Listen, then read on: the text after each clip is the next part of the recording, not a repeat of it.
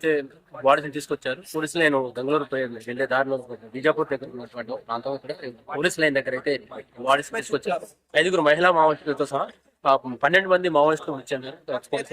Bijapur STF DRG Sukma ఇటువైపు దంతెవాడ మొత్తం కూడా 1000 మంది సుమారు భద్రతా బలగాలు నిన్న ఉదయం 8 గంటలకు ప్రారంభమైనటువంటి ఎన్కౌంటర్ లో ఉదయం నుంచి సాయంత్రం వరకు సర్చింగ్ చేశారు. ఈ నేపథ్యంలో భారీగా సమావేశం అవుతున్నారనే సమాచారం ఏదైతే భద్రతా బలగాలు అడవిలోకి వెళ్ళినప్పుడు కూంబింగ్ జరుగుతున్న సమయంలో ఒకసారిగా ఈ సమావేశం అనంతరం తిరిగి ప్రయాణంలో వారిని ఈ నేపథ్యంలోనే మొత్తంగా కాల్పులు అయితే చోటు చేసుకున్నాయి. ఈ కాల్పుల్లో మొత్తం 12 మంది చనిపోయారు. మొత్తం మృతి చెందినటువంటి పరిస్థితి. దీనికి సంబంధించినటువంటి ఐజీ బస్తర్ ఇప్పటికే వివరించారు.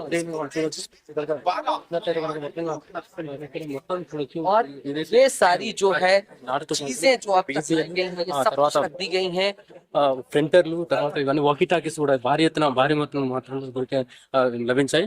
ఈ మొత్తం కూడా ఈ 12 మంది మావోయిస్టులను గుర్తించాల్సింది.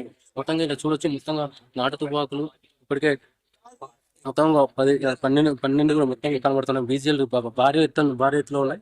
అదేవిధంగా అక్కడ చూడొచ్చు మనం వాకీ టాకీస్ ప్రింటర్ కూడా లభించింది. ప్రింటర్ తో పాటు టిఫిన్ బాంబులు వారు నిత్యం వాడేటటువంటి మనం చూడొచ్చు. మొత్తంగా చూస్తే ఈ యొక్క జవాన్ల పెద్ద విజయంగానే భావిస్తున్నారు. ఇప్పటికే ఐజీ సుందరరాజు ప్రెస్ మీట్ లో చెప్పడం జరిగింది. మొత్తంగా ఇది ఎన్కౌంటర్ బీజాపూర్ లో గతంలో అయితే ఐఈడి బ్లాస్ట్ లో 8 మంది జవాన్లు దానితో పాటు ఒక డ్రైవర్ మృతి చెందారు. దీనికి నేపథ్యంలో మొత్తంగా నక్సల్ అభియాన్ నడుస్తోంది. దీనికి వ్యతిరేకంగా మాత్రం వ్యతిరేకంగా పోలీసులు పోరాడుతున్న ఎట్టి పరిస్థితుల్లో మావోయిస్టులు సహించేది లేదు. ఇటువంటి దుశ్చర్యలు పాటుపడితే దీనికి నిదర్శనంగా జరిగినటువంటి ఎన్కౌంటర్ లో 12 మంది మావోయిస్టులు మృతి చెందినంటే దీనికి కాస్త చెప్పుకోవచ్చు. మొత్తంగా ఇది ఐజీ సుందరరాజు చెప్పినటువంటి వివరాలు. అదేవిధంగా ఇక్కడ మనం భారీ మొత్తంలో చూస్తుంటే కనుక మావోయిస్టులకు భారీ మొత్తంలో గట్టి దెబ్బ తగ్గిందని తెలుసు.